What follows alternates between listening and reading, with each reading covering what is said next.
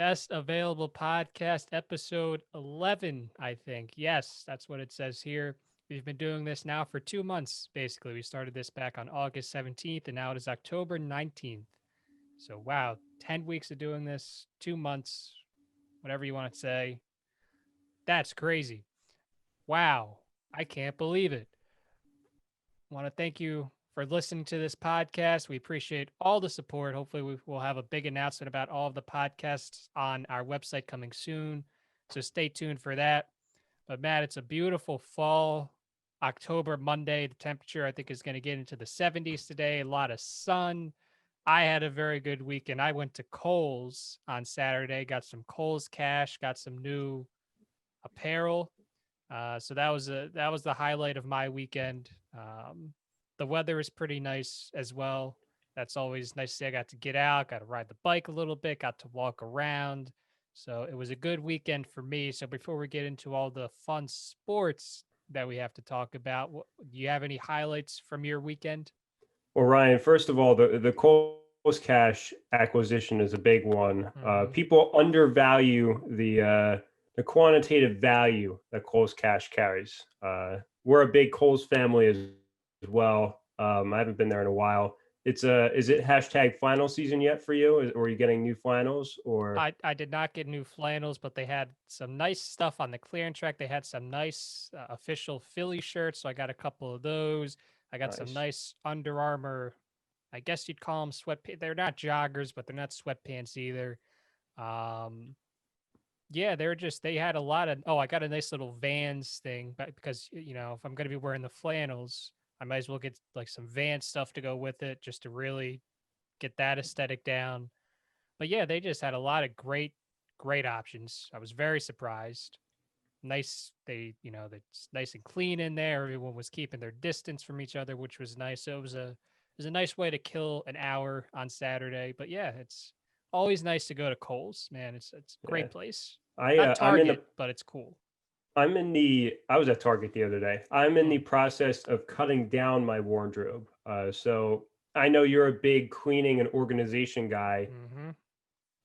If anyone knows me, I'm okay living in chaos, Yes. just stuff everywhere. But Ryan, you'd be proud of me. One thing, everyone learns something about themselves in quarantine. For me, I learned that I actually appreciate the organized lifestyle. So slowly but surely, I've been redoing, a couple rooms in the house, helping out my parents, decluttering stuff, and getting rid of some stuff and organizing. And it's been rewarding. So that's what I've been doing. I also voted, Ryan. Very easy and efficient process. Walked it down to the municipal building that is a couple minutes from my house. So that was nice. Everyone vote. Also, everyone that's our age, because apparently we live in the age where you need to post it or else you never did it. Don't post your ballot because it's technically illegal. So don't take a picture of your ballot and post it. Take a picture of the cool sticker that you get instead. Um, but yeah, so just remember that for we all know you voted, okay? Because we live in this generation.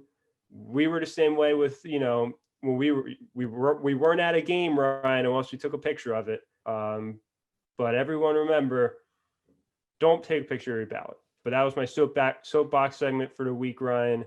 But it's good. It's good weather. I'm jealous of your Coles cash. Um, got a big stream coming up on the Twitch for Joe Colonna. Gonna Mm-hmm. plug him. Super Mario 64. Been watching him. He had a big weekend too. We both got burned by Nikhil Harry in fantasy. But yeah, fall's great. So yeah, that's my rambling soapbox segment of the week. If you're in New Jersey, I'd imagine you can do it in other states too, but I can only speak to New Jersey. You can track your ballot to make sure that they actually got it. So if you have any concerns, if you've mailed it in, or even if you haven't mailed it, if you just put it in one of the boxes, you can track your ballot. You can just go online. You do have to create an account, but it's super easy, just like that. And you can make sure that they did, in fact, get your ballot. So I'd recommend doing that just to make sure. I mean, we're kind of getting up to that point. So if you have any concerns, you want to make sure that it was sent in and it was accounted for. now would probably be the time to check it that way in case there's any issues. You still have time to get your vote in and make your voice heard. Before we get into the World Series, before we get into some Week 6 action from the NFL, there's some big news that dropped this morning. Big, nice Monday news drop, and that was that Doc Emrick, the veteran NHL announcer, is calling it quits. He is retiring from announcing, and I think that this is a good time to do it. He's obviously been in the business a long time. I think he's called, I think it was 3,700 games, a little bit over that. And I don't mean this as a way of disparaging what he's done. He's been the guy for the AHL basically for most of my life. I think he started with NBC in 2005, maybe. I don't know, somewhere around there. But basically, every big hockey moment in my lifetime that I'm old enough to remember, he's been the voice of it. So I, you could tell it was going to happen, but you could tell as he was getting up in age, he wasn't the same as he was in the past. And that's just what happens. That's fine. I mean, we see it happening with Al Michaels with the NFL. He's not the same as he was maybe 10 years ago. I think a great example is Dick Stockton. I was listening to him call some older games back in the early part of the 2010s. He's definitely not the same guy now. It's just what happens. You get older, that's what happens. But I think Doc is getting out a good time. He's doing it on his terms. He's getting out while his legacy as one of the best play-by-play guys in sports history. He's getting out while that is still intact. But man, it's going to be weird when hockey season starts back up at some point. It seems like in early January, maybe January 1st, to not hear his voice calling games anymore. It's going to be a weird adjustment. Well, yeah, I think you said it best. All of our hockey moments came with him. You know, your Flyers Stanley Cup run, he was the voice of it. When the Bruins made it deep, for me, his voice signals like springtime, right? Because you watch a little bit more hockey than I do during the regular season. Obviously, I'm more ingrained in other sports.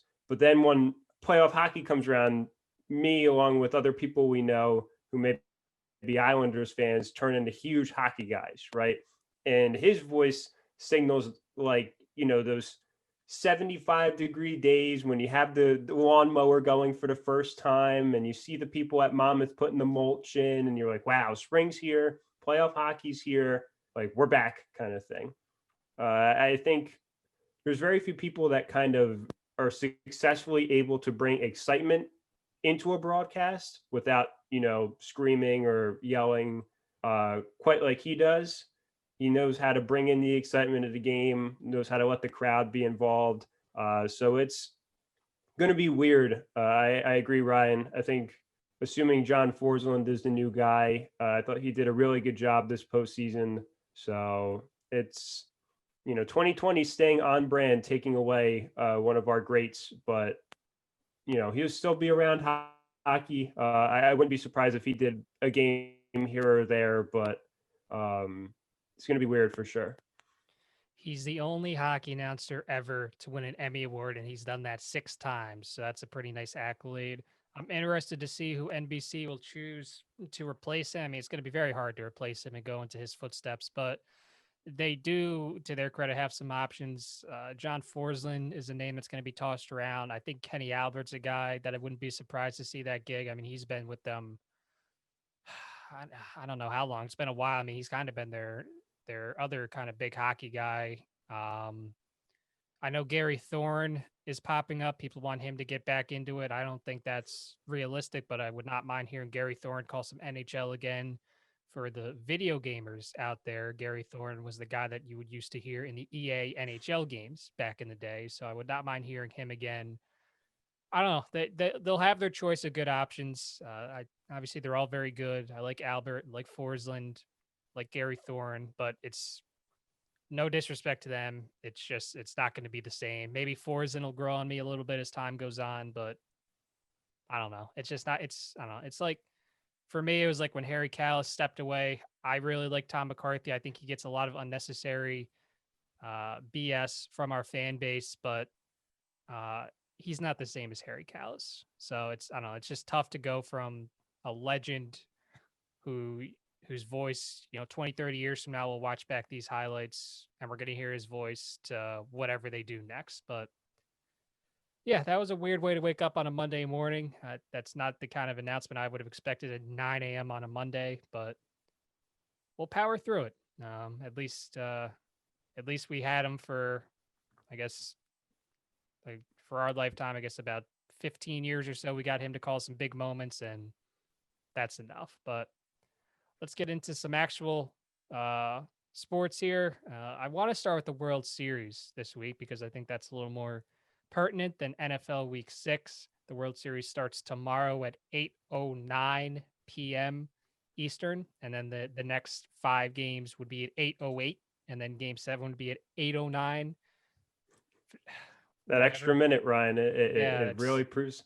I used that's to think, I don't know if this is true. I tried to debunk the weird start time theory.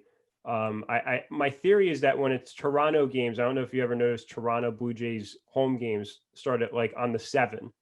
I thought that was because they had to play the extra national anthem. But in terms of 8:0, like these playoff start times, I don't know how they get these. I guess maybe they do like an open, they go to break and then they come back. But why don't they just make it 8:10? Why does it have to be 8:09? I don't know. It's It's just, I'm of the mindset, and I know why they do it. I'm of the mindset that a lot of these things start too late to begin with. I would like to see them start a little earlier.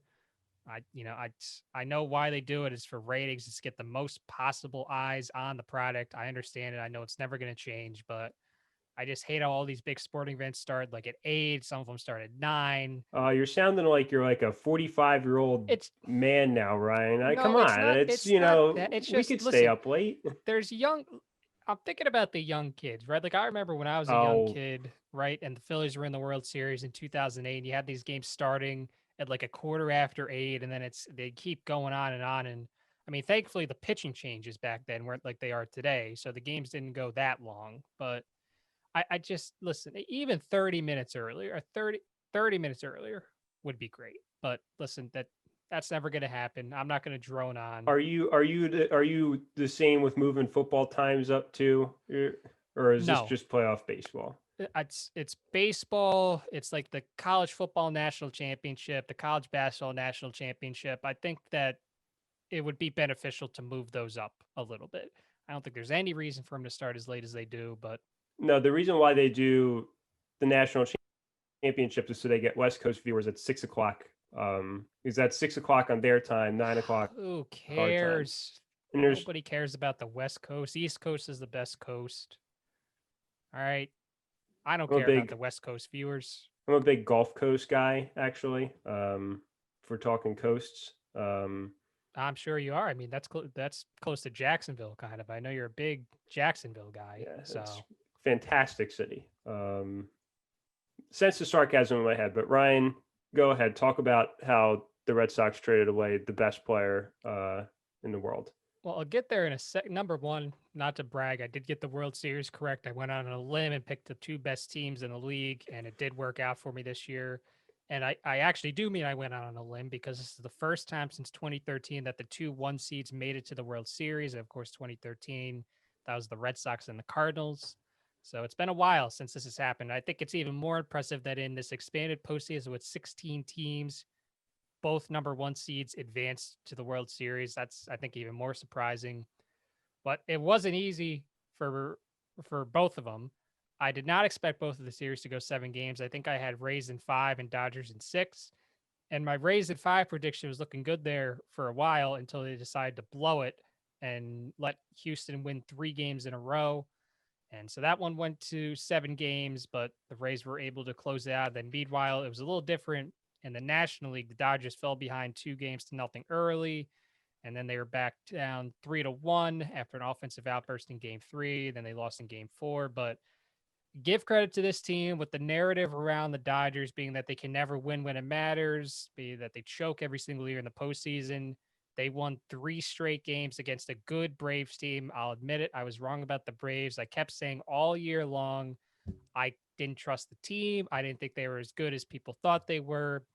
And they proved me wrong. They were within 1 game of the World Series, and you can make the case that, because they choked, maybe they're not a great team, but they're going to be very good for years to come. They have even losing some of the guys they did to injury and stuff like that, they still have a very talented team, great pitching rotation, great pieces in the bullpen, great offensive guys. I would have liked to have seen Freddie Freeman in the World Series. I think that would have been cool, but even still, they're going to be good for years to come. But it's the Dodgers and the Rays. I think that was probably the best matchup we could have gotten out of all the possibilities going into the championship series, which I'm happy about. Obviously, the Rays, everyone knows they have the very low payroll. They have the monster bullpen, a lot of great arms in there that just throw heat. You have a great starting rotation. The offense, you have some guys. That's obviously not the strength of the team, but they can score runs. The Dodgers, meanwhile, the big payroll team, you got a lot of big bats. You have an equally impressive, I'd say, starting rotation. More good guys in the bullpen. And Matt, I think this has the potential to be one of the better World Series we've seen in quite some time. I have the Rays in 6, but I really can see a scenario where this goes 7 games. I think this could be a classic series. Yeah, I think in terms of, I guess, ratings, the MLB probably was hoping for Houston in LA, just in terms of sheer ratings and viewership. But definitely the better matchup has to be this. I'm definitely more excited for this than I've been for past World Series. I have LA in 6. I think that their offense is going to be a little too overwhelming for Tampa Bay. Not discounting the pitching they have, but you're not going to be able to limit what they do enough to counter that with what they have on offense. Tampa Bay, I think, can score a couple runs here and there. I haven't seen it to the level that the Dodgers do. Obviously, it's kind of hard to keep it up like LA has all this time, but I will say it'll be a very entertaining series. The pitching is going to be something to keep an eye on. But when LA gets hot, they're hard to stop for sure. So it's really going to be a best versus the best matchup of probably one of the best pitching staffs, at least in the American League, in Tampa Bay, and then LA with by far the best ability to score runs in Major League Baseball. But I will say it's definitely more star-studded than I would have thought, for sure. I think a lot of these guys on Tampa Bay have been making names for themselves within this postseason run. So I think for their sake, they're going to probably struggle to keep some of these guys on their payroll down the road. But you get a World Series appearance out of it. So second in franchise history. Tampa Bay, ever since Tom went down there, Ryan, I mean, something clicked. You know, the Lightning won. The Rays are 4 wins away. Tampa Bay looks good on the football field too. I mean, something must have clicked, Ryan. It's Titletown, USA now. Is that it? Are we done talking about Tampa Bay? It's only Tampa Bay for me, but it's definitely going to be in this analogy, you got to take it from how I'm going to explain it. It's like the David versus Goliath in the sense that you have a big market team going up against this small market team who kind of finds players that other people are willing to trade for a big name guy. They just have a way of picking up players that don't cost much and that play well. I think a prime example of that is Tyler Glasnow, a guy that was highly coveted in the Pittsburgh organization. Then the Chris Archer trade, obviously, they needed an arm at the time, at least a major league ready player. And then Glasnow goes to Tampa Bay and obviously has outperformed Archer in almost every regard. So it's like Moneyball on steroids is what Tampa Bay is doing, but it'll be exciting. I'm excited for it. The only reason I wanted Houston to win was selfish, and it's because I want the Phillies to be able to interview Eric Neander, who right now is in charge of the Rays, but I want the Phillies to just give the guy a blank check, give him a Tesla, give him a mansion. I don't care what it takes. Just get him to Philadelphia. If you can't get him, I don't care who you get somebody else, get the janitor, get a vendor, just someone that works there. That's really what I want. Just somebody from the Rays would be a great Christmas gift for me this year. But You Matt, could have had Heim Bloom, Ryan. Could have had Heim Bloom last yeah, year. Well, we could have, but And I'm then gonna he get. could have traded away your best 5 players for crap. So, yeah. You could tell that Matt is still seething over Mookie Betts not being on the Boston Red Sox anymore because John Henry didn't want to shell out any of his billions of dollars to keep Mookie Betts in Boston. But Matt, Clayton Kershaw will obviously pitch in this series, barring any surprise injuries or anything like that. And once again, we had to deal with this narrative in the NLCS that he choked. And I need to get this out there right now. I got it out there on Twitter, but I need to just get it out there into the audio realm as well. I think that this narrative of him choking is extremely overblown. He's had bad outings in the postseason throughout his career. I understand that, but when you've pitched in the postseason as much as this guy, he's pitched almost a full season of work. He's pitched, I think it's 177 innings. You're bound to have some poor starts, and a lot of the starts that people bring up, there were other factors that led to him putting up some numbers that you wouldn't expect out of an ace. I need people to understand that he's not a choker. There's a video that's on YouTube that's called MLB Clayton Kershaw postseason chokes 2013 to 2017 that I was sent several evenings ago. These videos and you look at just the stat lines themselves, they don't have any of the context for what had happened in a lot of these games. And I'm not going to go through every single one of them, but Matt, listen, I was once upon a time, because I just wanted to go on the bandwagon. I would call him Clayton Kershaw, say he choking Kershaw, just because it's fun to be on the bandwagon. But if you actually look into this stuff a little more, he's been pretty good in the postseason. He's obviously been legendary in the regular season, but he's been pretty good in the postseason. So I think people need to stop saying that he's a choker, and I really hope that he just puts up a really good performance. I said I had the Rays in 6, but I really hope he just puts up a good performance in the series to just shut everybody up. Yeah, so I think it's what I call a surface layer narrative, something that you can look at on paper and say he's a choker. But Ryan, the video you reference, I watched it and I texted you this. The first 2 minutes of that video was filled with errors, bad defensive plays, bad decision making by fielders, or just luck, right? So you got to factor all those things into this. And when we were younger, Ryan, I was kind of the same way too. I know there's an argument out there that a lot of his stats were inflated because, the Dodgers play in this division where they've won it like 8 straight times and they've kind of been dominant with teams like the Padres, who until this year really haven't been good at all. I don't think that narrative works either. I don't like the argument of stat inflation. I think you could look at the same way with David Price, right? For years, Price was kind of this guy. Obviously, he had a good run in 08 with Tampa, but once he started getting the big money, he kind of became the American League version of Clayton Kershaw in the postseason. And then he kind of erased that himself when the Red Sox won in 2018. So Kershaw, for him, his starts have been there. His good starts have been there. It just hasn't been the whole postseason to where you could sit there and say, like, David Price's defining postseason moment or run was in 2018. He kind of erased that doubt there. And people forget, by the way, one sidebar real quick. The Dodgers also have David Price. So, like, they're in the World Series. They were the best team in Major League Baseball by far in the regular season. They're blowing teams out, and they have David Price, who opted out this year. So just to throw that out there on the record for next season.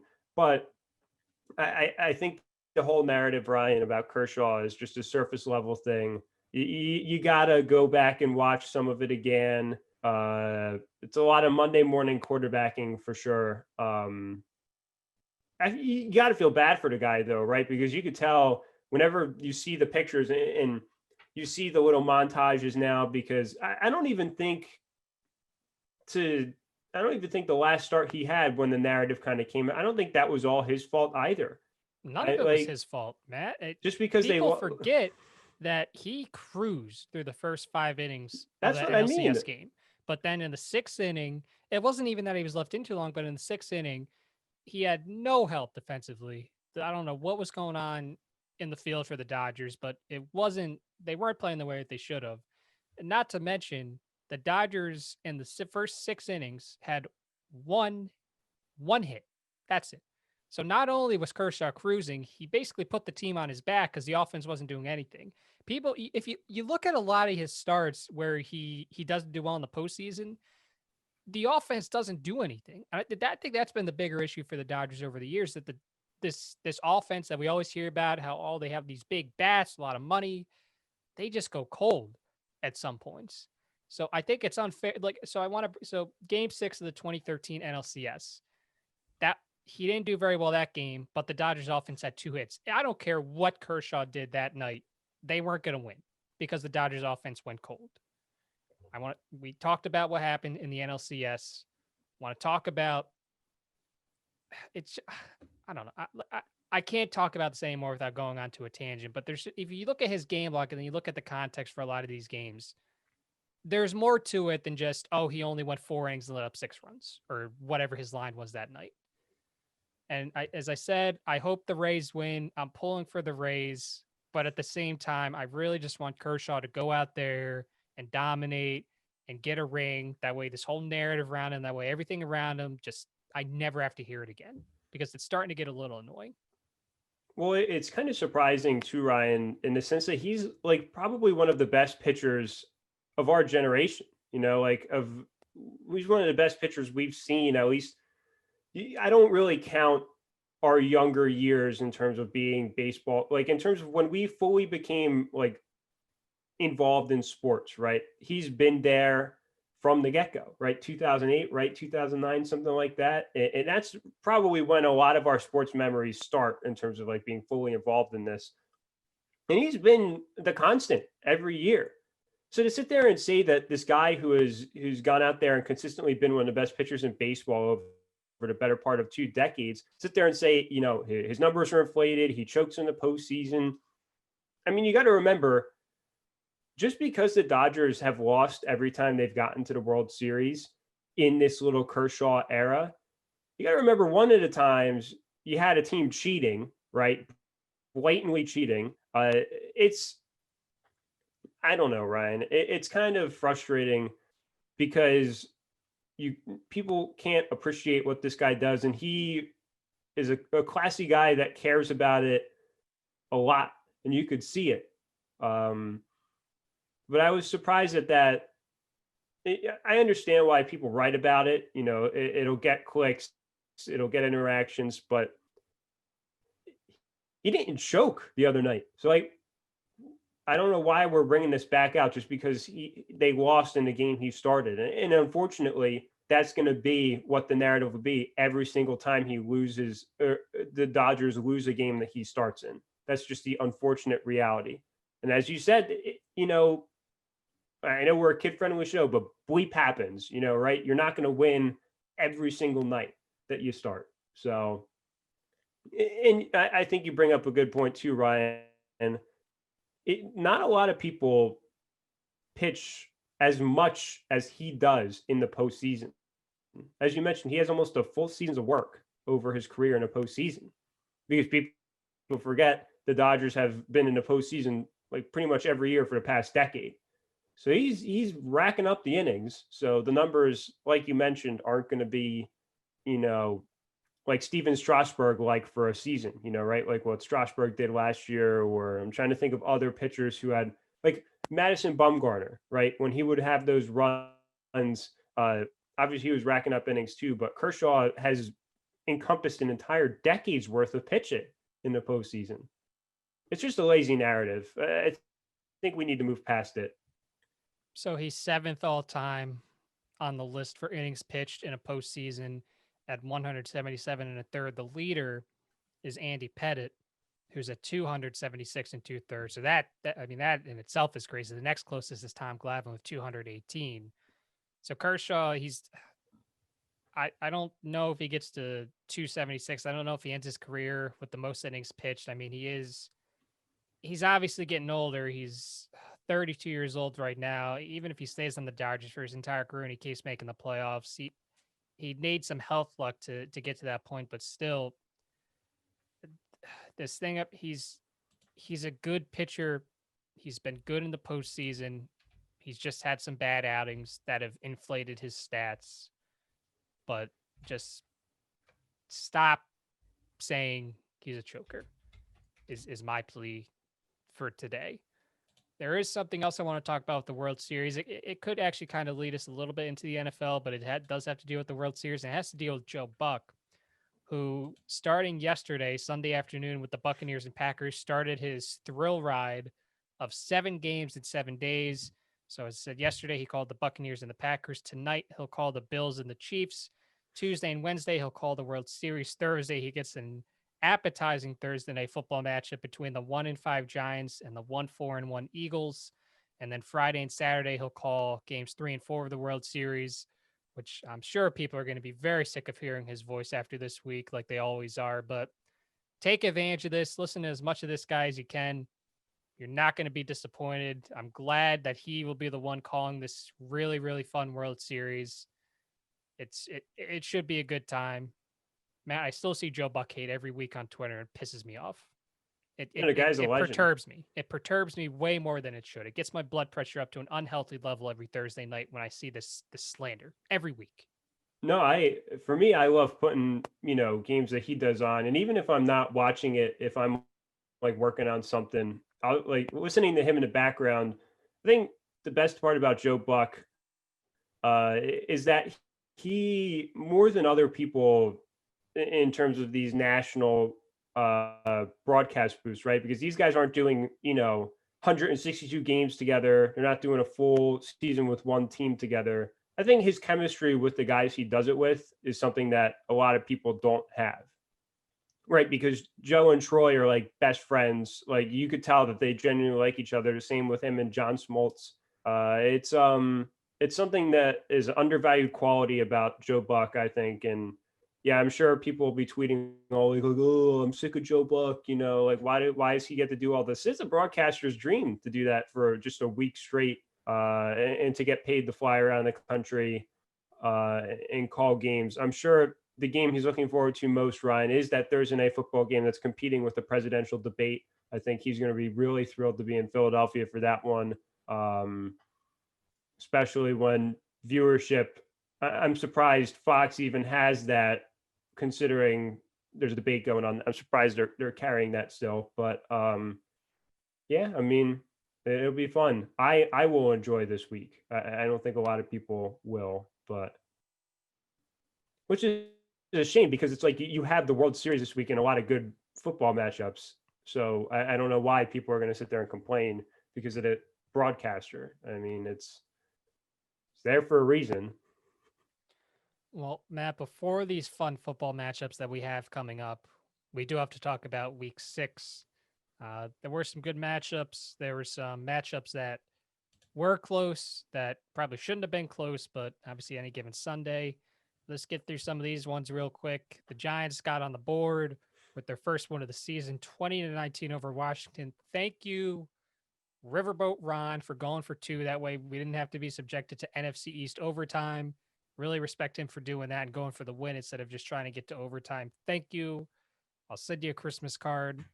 Detroit got their second win of the season over Jacksonville. It was a big win probably for Matt Patricia because he's very firmly on the hot seat.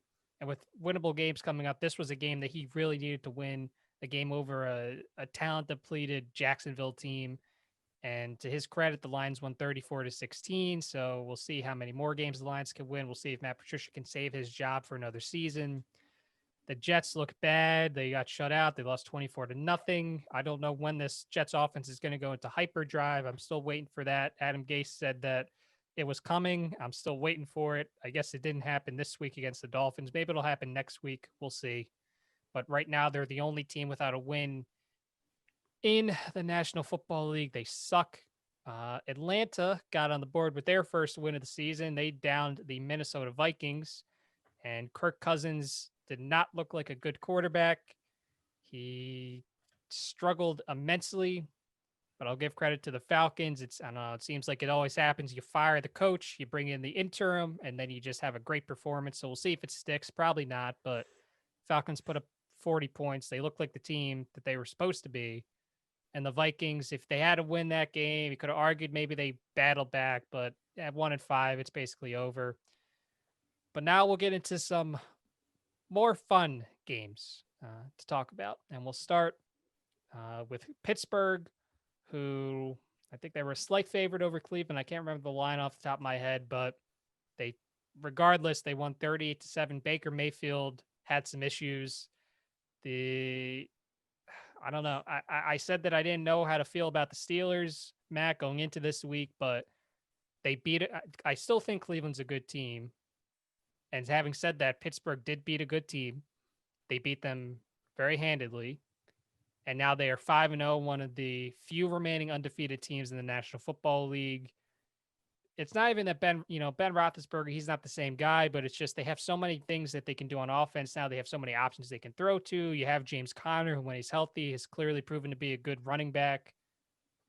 And Matt, I think that the Steelers team might be for real. The defense looks good. As I said, the offense, you can do a bunch of different things. And I think this is probably the best Steelers team that we've seen in a while. Ryan, this is really good PR 101 by you right now to sidestep the fact that you just last week were sitting here saying that the Cleveland Browns were going to be this, team sent from God to like go out there and be this fantastic team. The Browns are back this, Baker Mayfield's good that. The dude got benched. I mean, he sucked. The Steelers, we'll talk about them in a second, but what the hell was that yesterday from the Browns? We have to talk about that. There was really good Fox News spin zone by you to try and turn this away from the Browns, Ryan. No, I'm not letting you do it. We have to talk about how the fact that they scored 7 points. Don't say, oh, Nick Chubb's out. You had everyone else there, and you still have a guy in Kareem Hunt who's, I think, equally as good as Nick Chubb. So that argument's thrown out the door. Okay. You have Odell Beckham, of all people, on the sideline trying to pump up the team and saying, like, let's go, guys. Like, let's figure it out. You were down, 24-7 at half? Like, I don't care who you're playing. If you're a 4-1 team, Ryan, you can't go out there who's 38-7. And on top of that, Ryan, this is almost an identical stat line to what happened when they played the other good team that they played on their schedule. I saw this on Twitter. It's the Baker Mayfield cycle, right? You have a disappointing performance against a good team. Then you get called out by the media. Then you have this underdog mentality. Then it kind of cycles back. You beat a couple of bad teams. And then you go back and you have this hype again. Like, I don't know at what point do we sit there and say, maybe it's Baker Mayfield, right? Like, at what point can we sit there and say, maybe it's this guy? Because it's year 3 with him? I guess the second full season. The guy's got all pro talent all around him. It shouldn't be like this. Oh, well, the defense gave up 38 points. Well, part of that, he threw a pick 6, I'm pretty sure. A couple other times, the offense really didn't help their cause. Ryan, you have to sit there, and you can't defend the Browns after this. They got blown out by the 2 better teams in their division. Like, congrats, you beat the football team. I can't remember their other. I think one of them's the Bengals, right? They beat the Bengals. You beat the football team. Let's see what their other 2 wins are here. They Great beat the radio. Cowboys with Dak. Yeah, but their defense is garbage, Ryan. And they gave up 38 points in that game too. So they beat Indianapolis. Okay, well, Indianapolis struggled against Cincinnati yesterday. So how can we sit there and say we know what the Colts are? We can't. Out of all the teams they beat, I can't definitively look at one and say, I know what this team is, right? I can definitively look at the Steelers and Ravens, their 2 losses, and say, I know where they're going to be in January in the playoffs. So what do you got to say, Ryan? The Browns will be in the playoffs. Yeah, they're going to make the playoffs because the Patriots didn't practice for 2 straight weeks and they've lost 2 games. That's why. They're going to be in the playoffs because they're a good team. All right. So let's work through this a little bit. All right. So they played Baltimore. They lost 38-6. They played Pittsburgh. They lost 38-7. So the offense did a little better. So that's one way you can look at it. They scored 1 more point. it's just it was one of those games. They just had an off game, but I think that they'll be fine. That what we learned isn't that they're not a good team. What we learned is that they're not a division title contender, and that is okay. You So look at you're their saying, upcoming oh my schedule. God, There's a Ryan, lot of no. winnable games. You could still make the You're argument that you're this you're team. proving my point. You're proving my point because they lose to a good team, then all the doubt comes in. Then they play a bunch of crap teams, then they win those games, and it's like, oh, the Browns are back. Oh, here they Listen, go, and then they're going to lose. And then here's the game they're going to get blown out in. What is this? December 6th at Tennessee. They're going to get absolutely torched you in don't that know game. that. That could be a close, grind it out kind of game. So This they're team could no. theoretically still go 10-6 and make the playoffs. Are they going to win the division? No, they're not. But are they going to make the playoffs? Is that going to be a good, nice step for this franchise that's been losing year after year? It is. And then you regroup after you make the playoffs. Is Baker Mayfield the guy? He could be. He might not be. He We've could seen be. we've seen flashes. We've seen him at his best. We saw what happened The yesterday. guy the guy can't consistently win with Odell Beckham Jr., Jarvis Landry, Austin Hooper, Kareem Hunt, and Nick Chubb, and David Njoku. He can't consistently win with those 6 guys. That core might be one of the best in the NFL. And I don't think that narrative's talked about a lot. So he got benched for Case Keenum, Ryan. I get he was battling a rib injury. You got to protect him or whatever. Case Keenum, Ryan, he put his team in a situation to where he had to be benched. It was like the Jimmy Garoppolo thing. You got benched because you're getting blown out in a game that you probably shouldn't have been blown out in. So anyway, the Steelers are good. I think the Browns Steelers will be fine. No. You wanted to bring the hold on. I'm going to get my point in. Baker will be fine. The Browns will be fine. They had a bad loss. They didn't look good. Just one of those games. They'll bounce back this week against Cincinnati. They have a game then after that against the Raiders that they could win. You go into the bye week 6-2.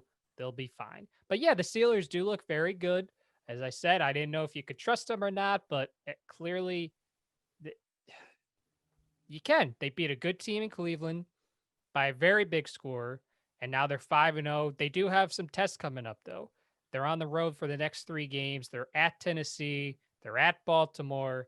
They're at Dallas, which isn't as much of a test anymore. I mean, we'll see how Andy Dalton looks, but I still don't think that'll be a very big test. But the next 2 weeks are going to be big tests to see just how good this team is. They're playing a team next week in Tennessee who I'd argue is probably better than them. They're playing another team the following week who you could make an argument one way or the other. I think at this point we'll get into the Ravens a little later, but the Steelers, they're a good team, and I'll give credit to Mike Tomlin. As always, I think the guy's very underrated. I think because he's been around for so long, people kind of like to just write him off as, he's not that good of a coach, this or that.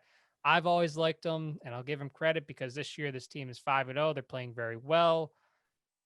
I don't know. I think I'm going to buy into the Steelers right now. I think they're one of the very few teams in the AFC that I could realistically say, yeah, I could see them in the Super Bowl as of right now. Hot take alert: Steelers might be the best team in that division. Hot take alert. You could make the argument. And to take that hot take one step further, they might be the best team in the AFC. Might be right now. I not can't saying go that far yet. They're in the group. I'm not saying 2 weeks down the road when Le'Veon Bell is running all over the place with the Chiefs. But in terms of how teams are playing right now, mind you, this is recorded before the 5 p.m. Monday Night Football game the Chiefs play. The Steelers might be playing the most overall best brand of football in the AFC right now. Because mind you, the Chiefs have been kind of shaky the past couple of weeks. But again, recorded before 5 p.m. Want that to be on the record. But the Steelers, that's a hot take from me. They're up there, Ryan. I mean, their defense, like ever since they got Minkah Fitzpatrick, Ryan, the guy is, I don't know what he turned around on that defense, but they're like historically great. It's like a scary defense. And that's why I could sit there and say, when they play Lamar twice this season, Lamar might struggle because there's a lot of athletes on that defense. Granted, they lost Devin Bush yesterday, but it's still going to be a really tough thing to crack if you're John Harbaugh and the Ravens. So, do they play the Chiefs this year, Ryan, or no? The Steelers. That would have been, yeah. I mean, I'm going to check right now. I That don't would be a believe real. that they do. That would have been a really good mile marker. I think the Chiefs are 1. The Steelers are like 1B. I think we're going to skip over 1A, but they're like right there. If you're going for overall season right now, I might say the Steelers, but again, Kansas City, I think is going to blow the doors off Buffalo today, but that's a topic for another segment. Well, we'll stay in the AFC North because we just talked about the Steelers. We talked up the Steelers. So now we'll talk about the Ravens, a team that was thoroughly controlling their game against the Philadelphia Eagles on Sunday afternoon in Philadelphia. Philadelphia had some fans in the stands for the first time all season. And at one point, Baltimore took a 30-14 lead with 7 minutes to go in the fourth quarter. It looked like it was over, but they let the Eagles climb back in. So hold on. I got to say, first of all, Jason Kroom, no disrespect to him. He caught a touchdown pass with 13 minutes and 32 seconds to go in the fourth quarter to make it 24-14. I have a pretty good idea of who's on the Eagles roster. I had no clue who that guy was. He wasn't even moving around. He just planted his feet right next to the pylon. He was wide open. I don't know if Wentz knew who he was because he looked at him once and he was wide open. Then he looked somewhere else like he didn't know who that was. Then he looked back, he's still wide open, and he threw the ball. So congratulations, Jason Kroom. Whatever. But anyway, it was 30-14, and then the Eagles came back. The Eagles ended up scoring 22 points in the fourth quarter. The only bad part was they needed to score 24 points in the fourth quarter, and they couldn't quite do that. They lost 30-28. I think this is a major indictment on the Baltimore Ravens. They did not look good at all. If they played not any other team, if they played a good team yesterday, I think they would have lost because they look very, very, very bad, in my opinion. I really don't think that I don't know what's happened between last year and this year, but they don't look as good as they were a year ago. And on the flip side, I think I'm not about moral victories, but I think this was impressive for the Eagles. I think the past 2 weeks have been impressive for the Eagles.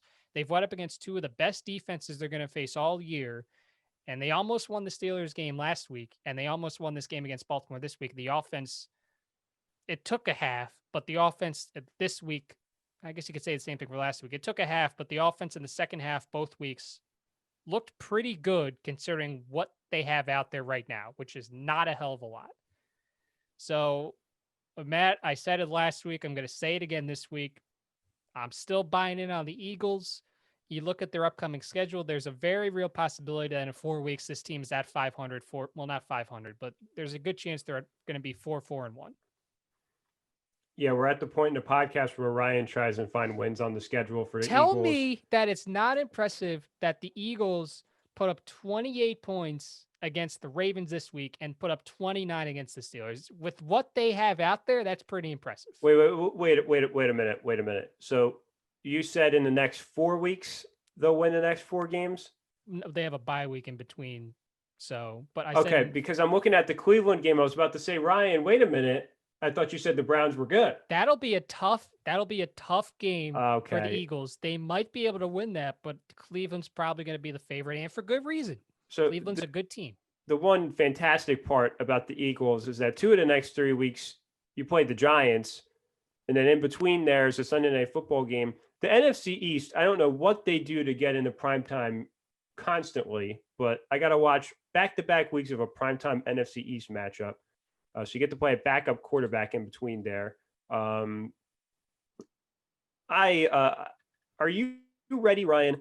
And I mentioned this briefly on a different podcast. Are we going to use the F word with the Ravens yet? Are we there? Can we say that they maybe are not what we thought they were, and they might be a fraudulent contender? Because I see 3 teams. I see 3 teams that are better than them right now, Ryan. Kansas City, in no particular order. Kansas City, Pittsburgh, Tennessee. And mind you, Tennessee went into Baltimore last year and absolutely handed it to them. in the playoffs. They I just could see three teams right now better than them. the And I think offense. the formula is out there on how to beat them. The offense, what you have to do to beat the offense is put speed guys out there, put athleticism out there to try and keep up with the moving parts. And I didn't really, I can't say I watched the game yesterday, Ryan. I watched the end of it after the Patriots game ended. But you said our boy Sean Bradley started, which means that they were starting more athletic players on the defensive side of the ball, which Sean is. So the formula is there. And the Chargers did a really good job with it a couple years ago. You just have to put a lot of speed guys out there, a lot of defensive backs, a lot of quick linebackers to try and run around with this offense. I think I don't want to use the term gimmick because I think it discredits what Lamar Jackson does, but I think that it's a lot easier to handle it now because the league has seen it, if that makes sense. Because I think gimmick kind of discredits it because I think Lamar Jackson is a very, very, very good quarterback, but I think there's a way to beat it now. I'll. There's more to it than this. It almost. It wasn't a trap game, but it almost looked like Baltimore. They thought that they didn't need to play their best football against the Eagles, which to be fair, they didn't. But they left a lot of plays out on the field. There were a lot of opportunities for Baltimore to do a lot more on offense, but between missed passes or just miscommunications, they didn't execute. That's what I'm going to say. They're not executing as well as they did a year ago. I think people always throw this word around. The coaches always throw this word around. Oh, well, if we just execute a little better, we'll be fine. But I really think in the context of the Ravens, that's true. If this team just starts to execute better offensively, not even. I mean, they were always going to regress a little bit offensively from last year. This year, that was bound to happen. But if they just start executing a little better, I think that they'll be fine. Are they going to be a division title winner? Are they going to be the top seed in the AFC again? I don't know. I probably wouldn't bet on that if you had to ask me right now, but I still think that they're a talented team. I still think that I'm not ready to throw around the F word yet. It's give me a couple of I'm not weeks. either, but I'm not either, but I think if they lose a game or two against a really good team, I think we're going to start getting into that territory. Well, you have a 5 week stretch here where you play the Steelers twice, you play Indy, who I'm not really sure what to make about Indianapolis. You play New England and you play Tennessee. So you look at that schedule right now. If if they win, I'll say less than 3 of those games, I'd start to question whether or not I should start using the F word. Because I agree. I would have said 2-3. If they go 2-3 or worse, yeah, I agree with that number because that is a tough stretch. But if you win 3 of those games, if you split with the Steelers, you get Indy, and then you get either New England or Tennessee. Yeah, but we're putting it on the agenda for a potential future visit to that discussion. I'll But say this, if they can get through this stretch relatively unscathed, they end the season pretty easily. They play Dallas. The Cleveland game will be tough. That'll be tough December 14th. That's a Monday night game. But then you end the season with Jacksonville, the Giants, and Cincinnati. So if they can just get through this stretch, I mean, you can make the argument, even if they don't get through this stretch, they'll still be in a good position to make the playoffs. But if they really want to cement themselves as a contender this year, they need to impress over the next 5 weeks. That's what needs to happen. And I guess that Steelers game is actually it's got to be a Thanksgiving game. I it have to, is. yeah. Yeah. So that'll be even tougher on a short week after a game against Tennessee. That'll be that'll be a good measuring stick after what should be a tough game against Tennessee, having to travel to Pittsburgh on a short week to play the Steelers. That'll be a good test, I think. I'll say they're a conservative. They go 2-2 over the next 4 weeks, and then that game will really tell me what this team is. But yeah, it'll be fun to see. I guess we can talk about I don't really want to talk about the Bengals so much. They got out to a big lead against Indianapolis, and I was really ready to say Indianapolis was a fraud. And you know what? I'm actually going to say right now, I think Indy's a fraud. I've been banging the hammer on them for weeks. I said, they're a good team. I could see them doing some stuff. I'm off of the Colts. I can't trust this team. I'd say I can't trust this team to make the playoffs, but they've put themselves in a pretty good position. This team doesn't get out of the first weekend. I'll give credit to Philip Rivers. After weeks of looking very, very bad, he looked a little more like his old self against Cincinnati. I think Jonathan Taylor isn't as good as people are making him out to be, and he's a rookie, so I think that's to be expected. But even still, I think that people are banging the drum a little too much for him right now. I think people need to take a step back. I don't know. For me, I think this game was more. I was impressed with what Cincinnati was able to do. Of course, they blew a big lead, but that's to be expected with a team like this. And I was left really unimpressed with Indianapolis. I think that was my big takeaway with this game. So the thing with Taylor is he's a volume back. So in order to make him look good, and that's kind of the same argument as like a volume shooter in basketball. You just the amount of carry he's like a 20+ carry guy a game, and then he'll accumulate the stats. But a lot of NFL backs, you're not going to see them get to 20 carries a game, at least not with a lot of the passing that's going on today. Their schedule, Ryan, is not easy. You go to Detroit next week. Then Baltimore, at Tennessee, then back home for 2 against the Packers and Titans. And then you could even go further, a 2-game stretch at Houston and Vegas. So we're going to really find out what the Colts are. I will say this, Ryan. I criticize Philip Rivers for not being able to throw the ball down the field. He did have that one play that I saw in which he completed a deep pass. So he still can at least sometimes throw the ball down the field for whatever that's worth. I agree. I think at the beginning of the year, this was the trendy pick to win the division. I can't remember if I had them or Tennessee winning it, but we didn't really know if Tennessee was going to be able to kind of carry over what they did in the back half of 2019, but so far they have, right? So Indy was kind of this default pick, but I don't know. T.Y. Hilton doesn't look the same either, Ryan. I think that having a guy that could go down the field like that, you can't really get it to him often because Philip Rivers can't throw the ball. So will they make the playoffs? Maybe. I think that all hinges on what Cleveland and what New England and what other teams on the bubble will do, what Vegas is able to do. But I don't know. It's not a pretty brand of football. I will say that. It's not that great. They also lost to the Browns, who I think are frauds. So, that might be a bad loss down the road, Ryan. I don't know. But can you sit there and say what would they be? How would we be phrasing this if Andrew Luck was the quarterback? If Andrew Luck was the quarterback, I think they'd probably be 6-0 right now. So I think that the downgrade in quarterback, Rivers is obviously an upgrade over Brian Hoyer and Jacoby Brissett, which was what it was last year. But I think they would have benefited from getting one of the other quarterbacks out there. Imagine Cam Newton with this team,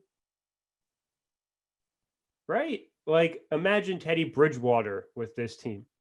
Cam with this team, they would be a AFC contender. I mean, with their defense, and then having a guy in Taylor and a quarterback who could run the ball, and Cam. A lot of people forget Cam could throw the ball down the field too. So I think they went with the safe choice in the free agent market, but I don't know if it was the right choice, Ryan, considering what they have offensively. You look at the playoff pictures it stands right now through 6 weeks.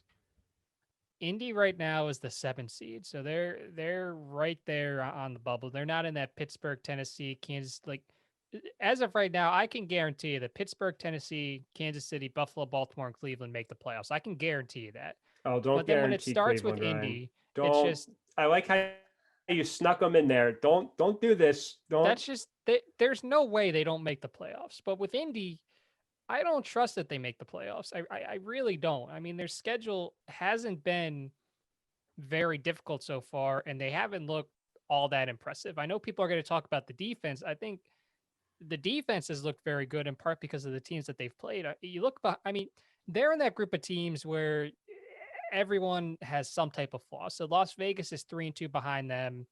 The defense for Las Vegas has been very questionable, but the offense might be able to carry them. Miami, they maybe they are somehow able to make a run to the 7th seed. Who knows? Right now they're I 3 and want 3. I want to say I want to debunk the playoff theory with Miami. They're a very good team. I'm not going to deny that, but they won't make the playoffs because at some point this year they're going to switch to Tua just to develop him. So I think they're ready to kind of park it Matt, this year. I don't know. Look at the schedule though. I don't know if they're going to keep Fitzpatrick the whole year. I think the plan has been all along to get Tua in, let him develop, lose a couple games, park it, go next year, and then you'll be good. I'm not. They're probably one of the better teams in that division. And this is coming from a Patriots fan. I think they're going to be really solid down the road, but I don't know if they're going to keep Fitzpatrick in all year after everything they've invested in Tua. I think if Tua goes in, I think they take a downgrade in terms of being able to win football games. Personally, right now, I know a lot of our friends are big Tua guys. He's not going to be good instantly. I think Fitzpatrick right now makes this team able to make a postseason run. There's a very real possibility that this team is 8-4 entering December, because you look at their schedule. They play the Rams this week. But we'll talk about the Rams in a second, but I don't know what to make of the Rams. Not saying they're going to win, but I think that game could be close. You go to Arizona. They're another team. I don't really know what to make of Arizona. That's a winnable game. Then you have the Chargers, Broncos, Jets, Bengals. You can make the argument that's 4 wins right there. Yeah. Well, it depends. Is that hinging on quarterback, or do you think regardless? I'm gonna argue regardless. I've been banging the drum on. I've been banging the drum a lot recently, but I've been banging the drum on Tua for a while. I think he's gonna be really good.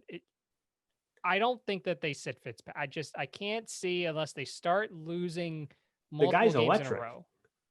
Fitzpatrick is absolutely electric, and I think just the veteran and again, I want to preface this by saying I'm not discounting Tua, but when you put in a rookie quarterback, there's obviously going to be a learning curve and a step down in the win-loss record.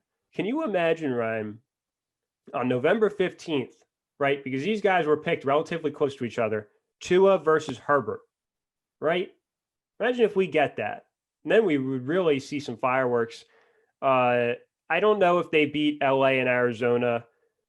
I think they have the capability of doing it, certainly. I was kind of, so we talked about lazy surface level narratives earlier with Clayton Kershaw. I was in the boat that the Dolphins weren't a good team until I actually sat down and looked at the Dolphins at the beginning of the year. Then I realized that they were going to be pretty good and feisty, and they are. I think excluding the week 1 Patriots game where they didn't look good, they've been really solid and one of the better teams in the division. So it's intriguing, to say the least. So anyway, continue. You're talking about playoff bubble teams with the Colts. I want you to throw in my team in there too, because I think they'll be there for a while. I was gonna say there's 5 teams right now that are gonna battle for that 7th seed. Indy's one of them. I talked about the Raiders, talked about the Dolphins, and then the other 2 teams. And this is actually a great segue. Look at how great this is gonna work. Denver and New England played, and it was just a great offensive showing from both teams. A lot of fireworks. The final score was a rip rousing. They did really just a barn. I don't know how else to describe this, man. It was just a really fun game. If you liked offense, this was the game to watch. 18-12, the final score. Denver picked up the W. Drew Lock had a great showing, completed 10 passes, 2 interceptions. Looks like a high school stat line right there. Philip Lindsay, though, he did take advantage of the Melvin Gordon incident. He himself got 100 yards on the ground with 23 carries. Tim Patrick continued to look like a solid piece for Denver. Drew Lock only completed 10 passes, but 4 of them went to Tim Patrick, who had 100 yards. I think, Matt, I'll let you talk about this because this is obviously your team. Now this evened up both of them, and now Denver has the tiebreaker over New England currently. So could that come into play later on? We'll see. But right now, Denver's the 10 seed, New England 11. They're both 2-3. I think that the Patriots, if I had to pick one team out of that group of five, I'd probably say New England, just because I trust Bill and I trust Cam as long as they're able to practice and as long as they don't have any more COVID scares. But we've talked about context a lot in this podcast. I think people need to put this Patriots performance into context a little bit. I've seen all the stats, but they're under 500 in October. This is the first time that's happened since this, and I think New England will be fine. But that's just me personally. You as a fan, you might have a different perspective. No, I mean they practiced twice in 2 weeks, Ryan. I think one of them was a walkthrough. I didn't really expect anything yesterday. I mean, I expected them to beat the Broncos, but that was also under the premise that Denver was playing with like next to no one on offense. But then I remembered how hard it is to play a football game without practicing.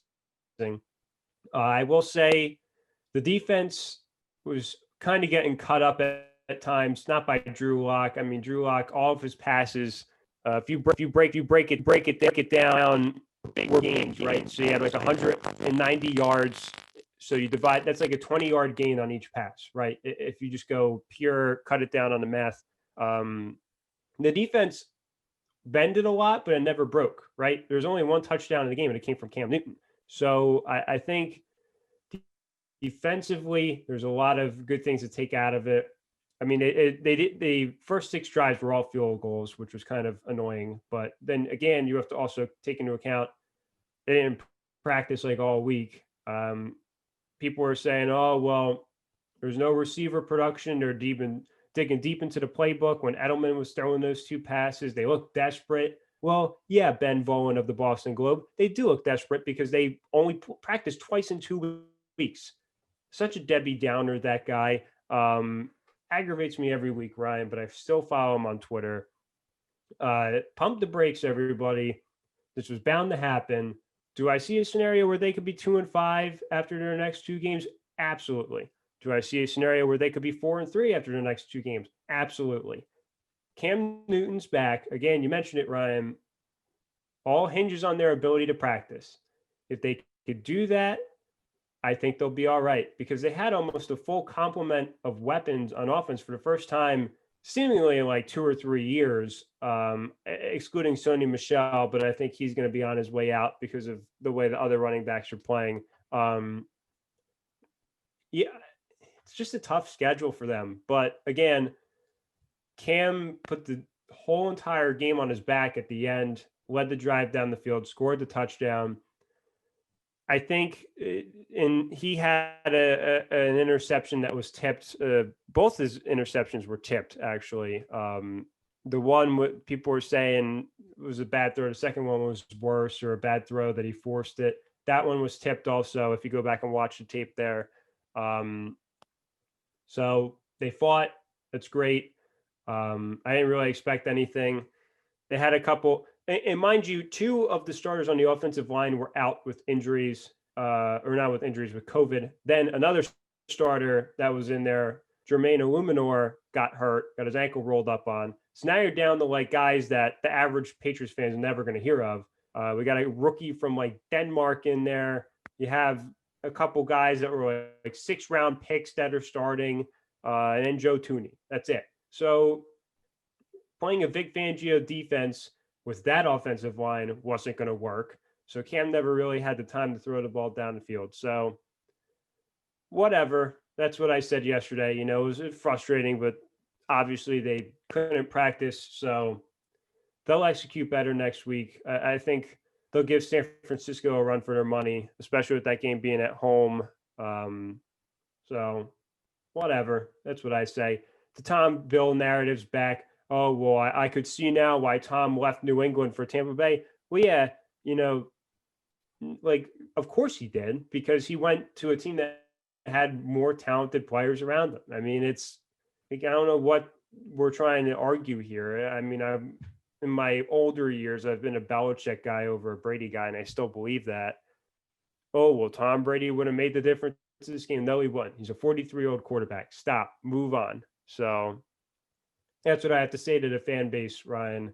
Move on. Tom Brady's 43. We got a younger, I should say, MVP quarterback in Cam Newton. So Pump the brakes, everybody. They'll be all right.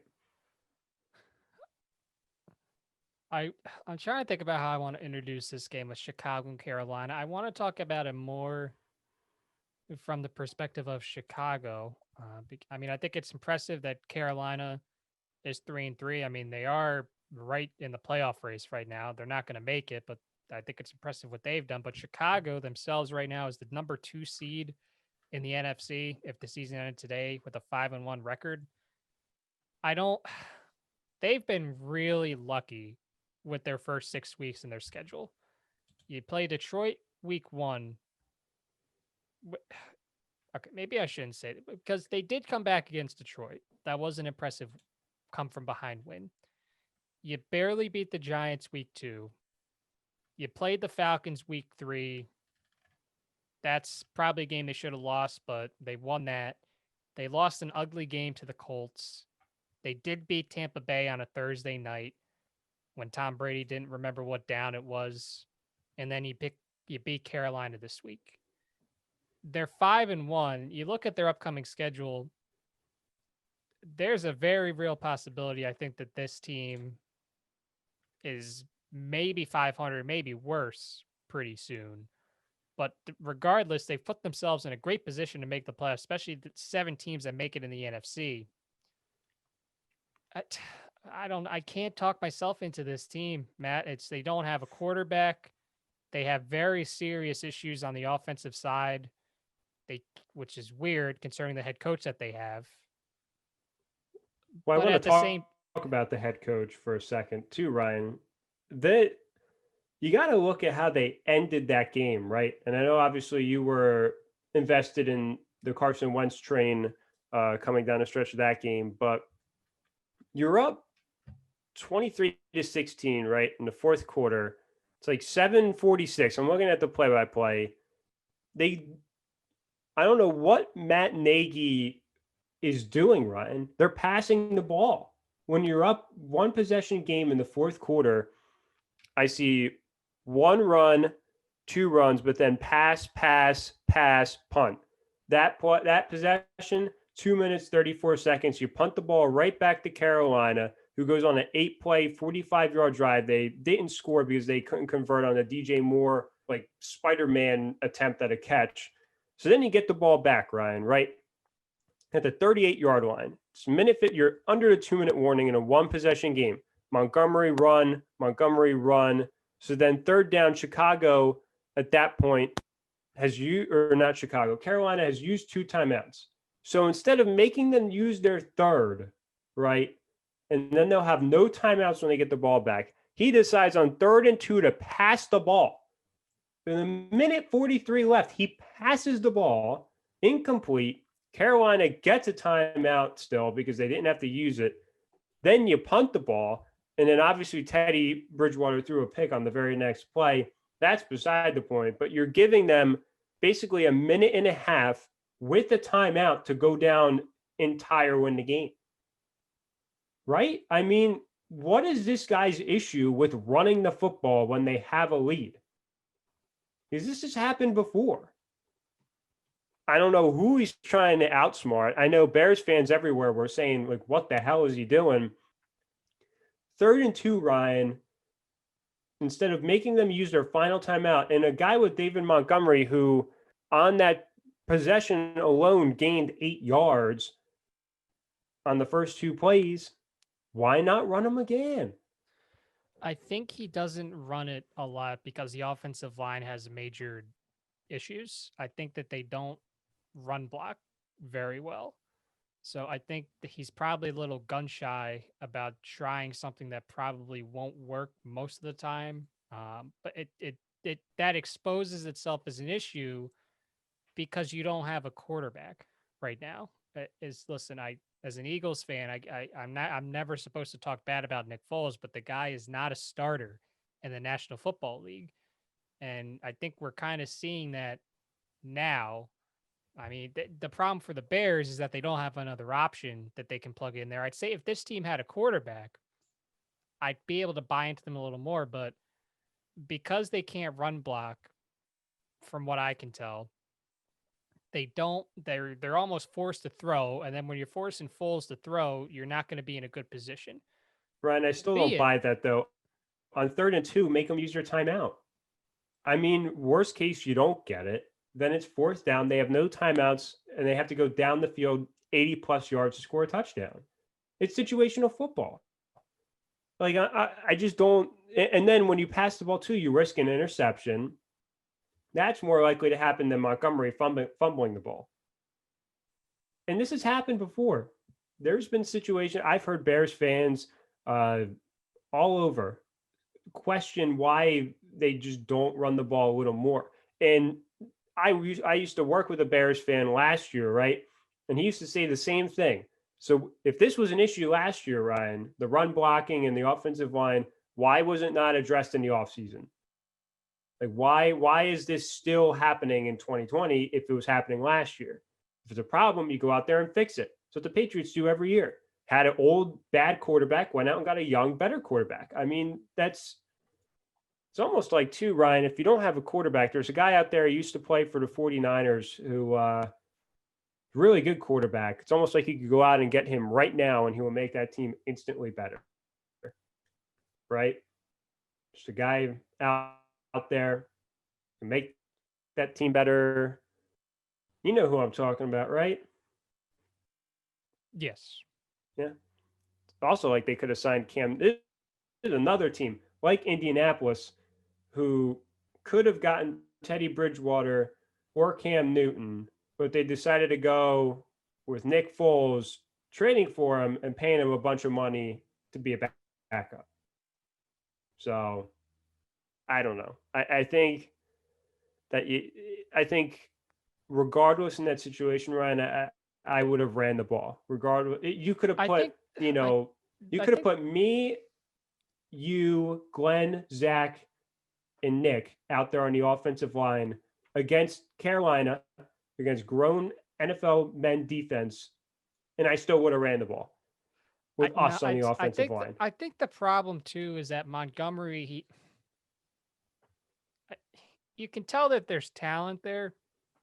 I think he is part of the issue when it comes to running the ball. I think that Gase is also a little gun shy, or not Gase.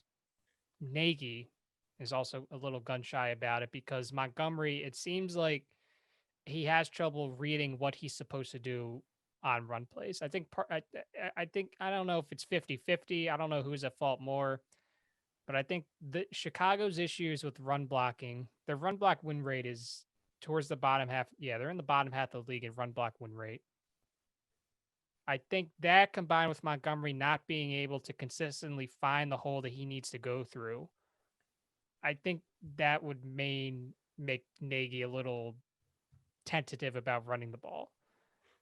But as I said, when you have the quarterback that you have, there's not much that you can do. So I'll say it from that perspective. I think based on what they have on offense, it's impressive that they've been able to start 5-1. Are they a 5-1 team? No.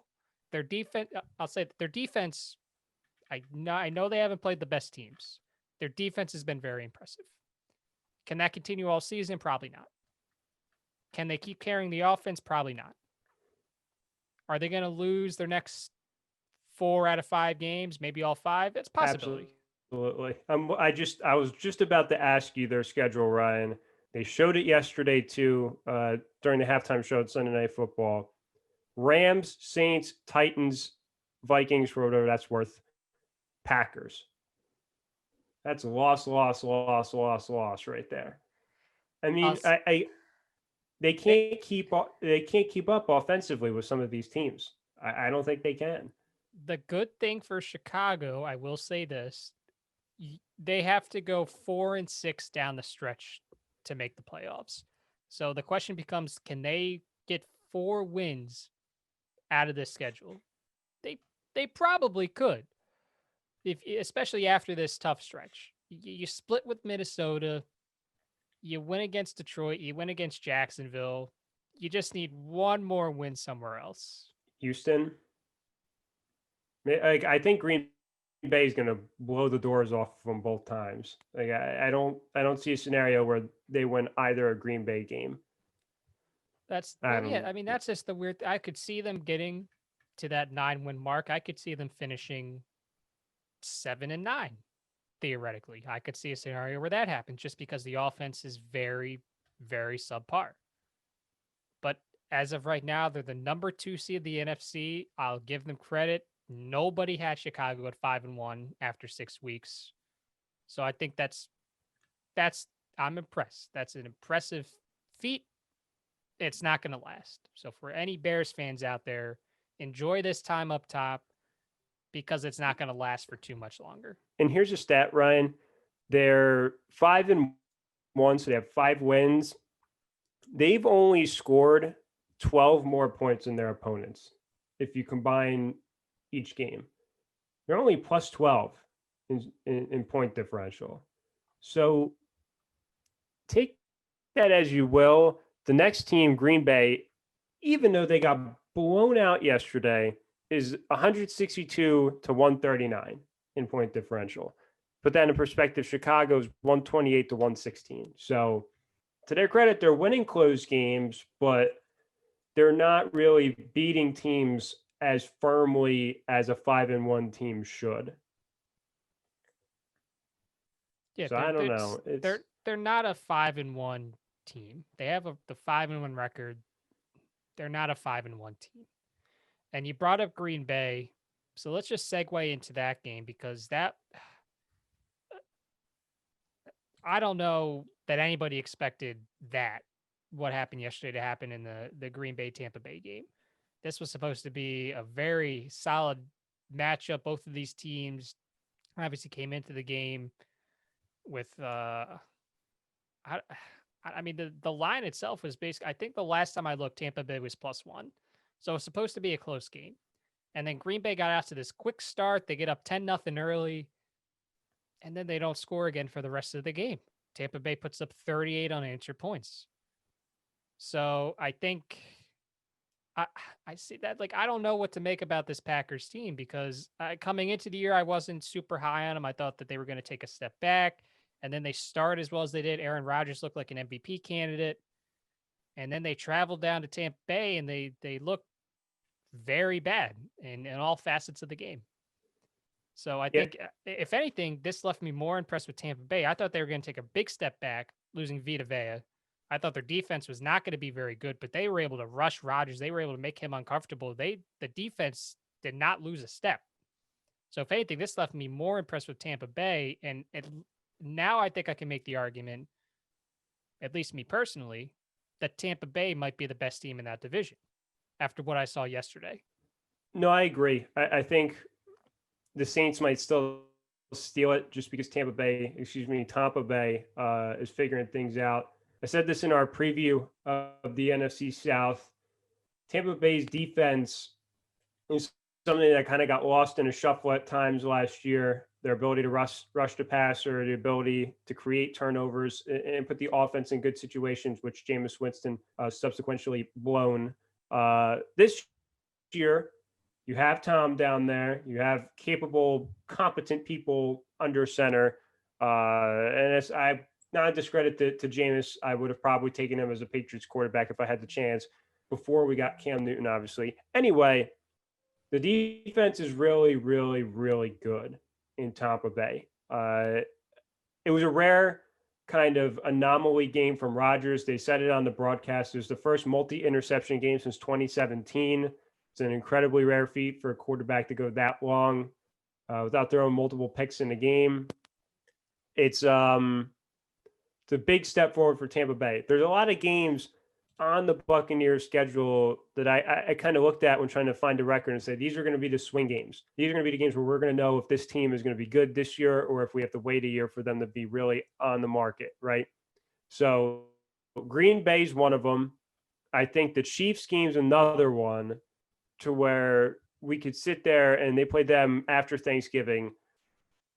These two games, we're going to really find out how good the Buccaneers are. And they won that first test, and that second test is going to come next month. So in terms of the Packers, I would have thought they would have won this game, though, Ryan.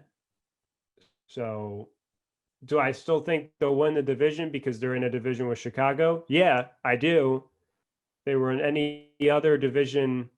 Well, I shouldn't say that. If they were in the NFC West, wouldn't be a division winner. So I don't know. We'll see about the Packers, but it's definitely an anomaly game from Aaron Rodgers for sure. You're not going to see him go 160 for 2 interceptions every week.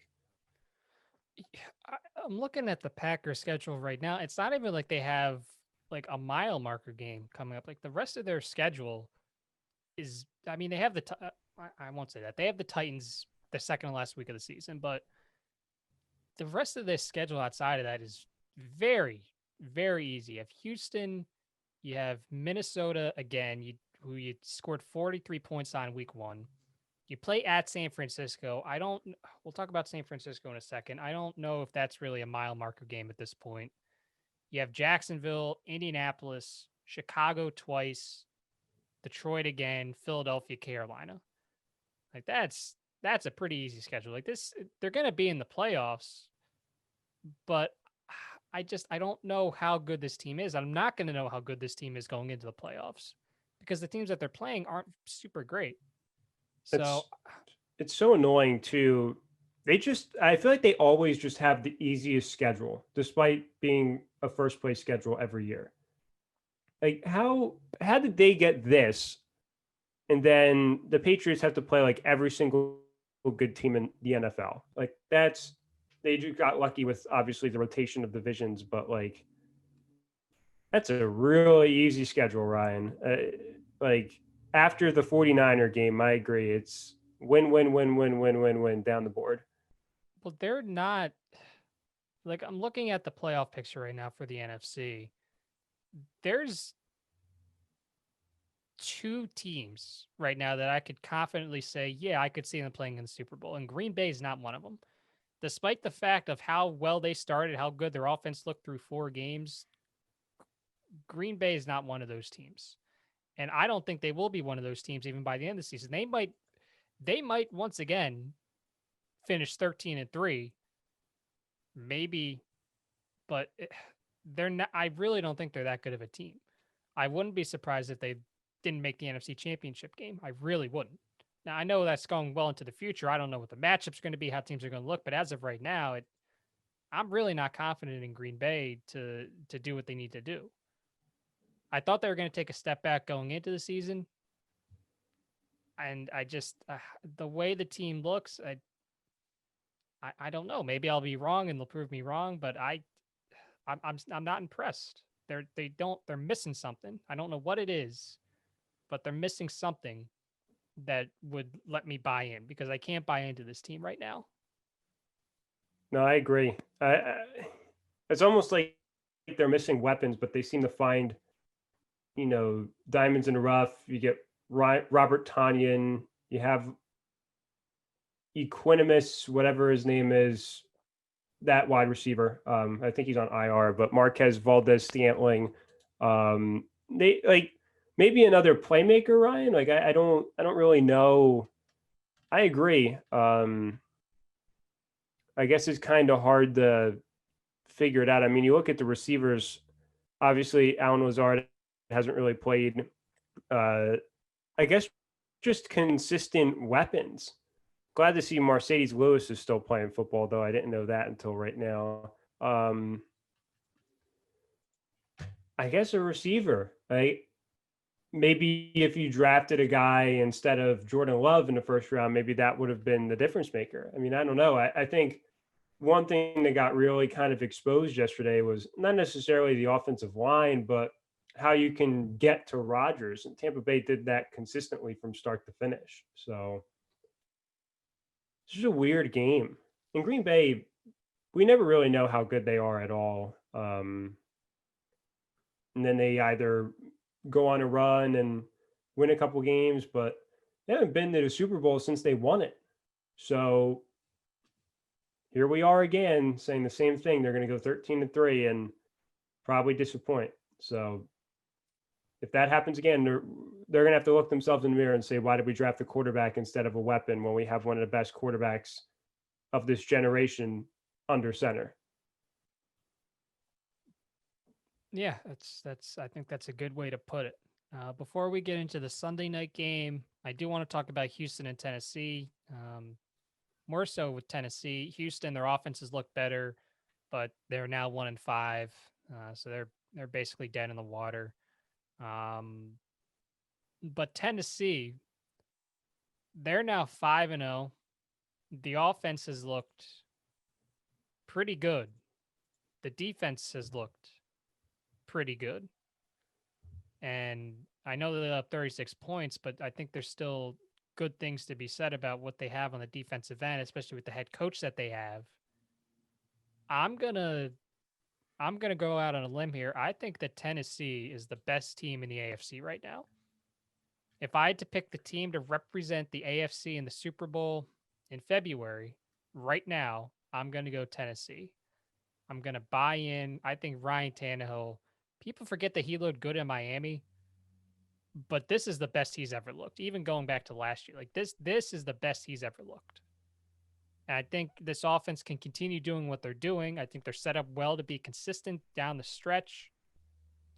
You do have some tough games. You have Pittsburgh this week. That'll be, I mean, that could make the case that might decide the number one seed in the AFC if things keep going the way that they are. You play at Baltimore the late November, and then you have at Green Bay. We'll see where those two teams are at by that point, but I like Tennessee, and it's come from someone that didn't really know what to think about them going into the year. I wasn't very high on them. I thought that they might take a step back, but they look very good, and I think that they're better than Kansas City and Pittsburgh right now. That's my hot take for the week. I think they're the best team in the conference. Is Ryan Tannehill an MVP candidate? No, He looks confident. he does. And one thing I will say is that for a while, and maybe not so much last year, but you never really knew the Titans for scoring a lot of points, right? They kind of grind out, like, especially in the AFC South, every game ends like 19-12 or like some weird, ugly score. But Tennessee, Ryan, offensively, excluding the Monday Night Football game in Denver to open up the year, 33 points, 31, 42, 42. So their last four games in terms of scoring points. Mind you, the back-to-back 42s came after they didn't play due to the COVID outbreak and not being able to practice. So on a limited practice time, they went and scored 42 points against a Bills team that was initially in the same boat they were, but obviously they've taken a step back. Tennessee's for real. They, especially Derrick Henry is kind of going into his form now, obviously with 200 yards plus on the ground. Makes them such more dynamic and gives Tannehill the ability to not have a lot of pressure on him to be able to make throws.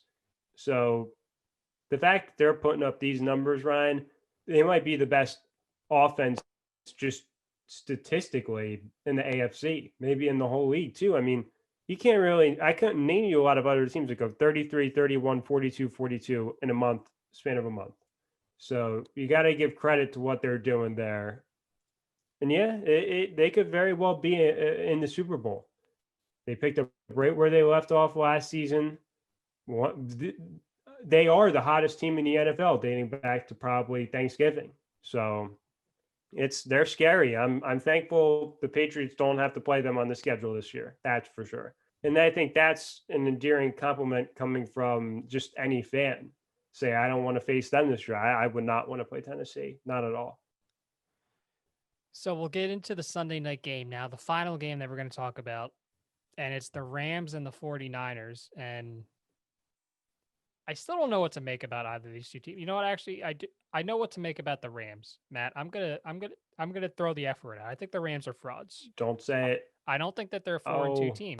Matt, they beat the Cowboys, the Eagles, the Giants, and the football team. That's it. Those are their 4 wins this season. They swept the NFC East. They lost a close one to the Bills, which they should have won, but then they let the Bills come back and they lost. They lost to a 49ers team that just let up 43 points to the Miami Dolphins a week ago. I still don't know how good this 49ers team is because 2 of their wins are against the Jets and the Giants. But I think that I'm not sold on the Rams. now. I thought that I could buy in, but I'm not.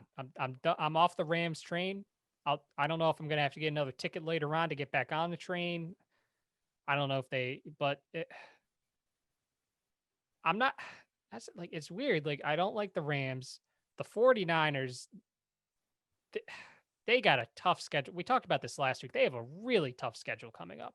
So I don't even know if it's me buying in on the 49ers. I think this is just more of an indictment of how Seattle is by far the best team in that division. We talked about how this division might be one of the best ones in football going into the year, but it's very clear Seattle's head and shoulders above everybody else. Nowhere close. No one else is going to give them any issues in this division. Yeah, but it's a razor thin margin with those three teams underneath. And those three teams are going to be competing with the Chicagos of the world for a wild card spot. If I I had mean, to pick one team out of those three, well, I would say LA. I mean, they have no, they have the fact that they already have 4 wins helps them exponentially. The fact that you start out hot in a division like that, I get you played the entire NFC East and swept them. I I think if San Francisco gets healthier, and again, Mostert got hurt again last night, and they don't have a full complement of weapons like they did last year. So these teams are all going to kind of beat up on each other. But if I had to pick one of the three, I'd pick the Rams. I don't know. I mean, obviously, I'd like Seattle, but out of the next 3 teams in that division, I'd say Arizona, but they just lost Chandler Jones. That's a big loss. That'll be hard to overcome. It's just,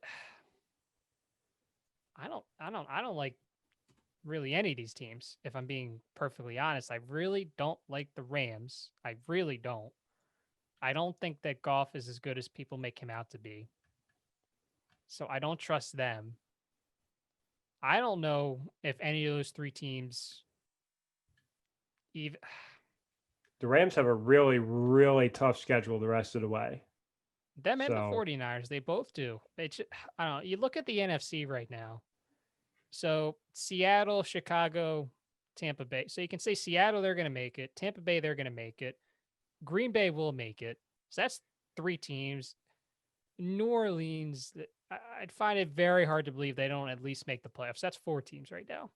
You got to throw in your NFC East team. Yeah. So that's 5 teams. So those 4 plus whoever wins the NFC East. That's 5 teams. So there's 2 spots right now up for grabs. Chicago right now is 5-1. As I talked about earlier, it'd be very hard for them to not at least make the playoffs. But still, let's just say hypothetically you lock Chicago in 2. So there's 1 spot. The Rams are 4-2. The Cardinals are 3-2. The 49ers are 3-3. I would say that I don't know if either of those 3 are going to make the playoffs, but then you're counting on Carolina to do something that nobody expected them to do. So one of them is going to make the playoffs, at least. I just don't know which one it's going to be. You think it's the Rams. Well, until I looked at their schedule. I mean, I wouldn't even count out, and this is a hot take siren that's going to go off, Ryan. You're going to make a face at me. I'm going to say Detroit. No, we were high on them at the beginning of the year, Ryan. Detroit is not out of it. Like they're. Do you see who their head coach is?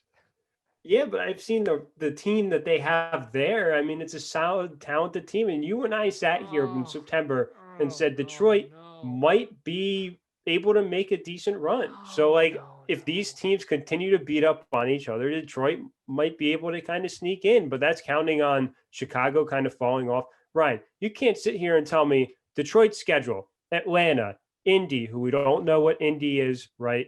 So, Atlanta, Indy, Minnesota, Washington, Carolina, Houston, Chicago. Their end of the schedule is rough. Green Bay, Tennessee, Tampa Bay, Minnesota, but not going to sit there and say they're going to make the playoffs, but Detroit's certainly not out of it. But I think it will be an NFC West team that makes it. Who the hell knows what one it'll be? It's like I said, razor thin margin, but I will say don't count out Carolina, don't count out Detroit. Not yet, at least. I think it's too early to take a 2-3 team or a 3-3 team and say they won't make the playoffs. I think it's too early to say that. Detroit is going to need to be 8-4 at worst to have a shot once they get into that stretch. So you're counting on them losing just one game out of their next 7, which okay, I get it. I don't. I find it very hard because of who their head coach is to talk myself into Detroit.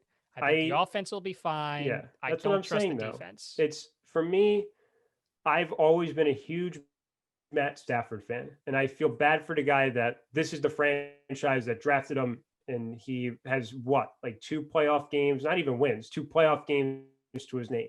So feel bad for the guy. I think the defense looked all right yesterday. I mean, only 16 points they let up.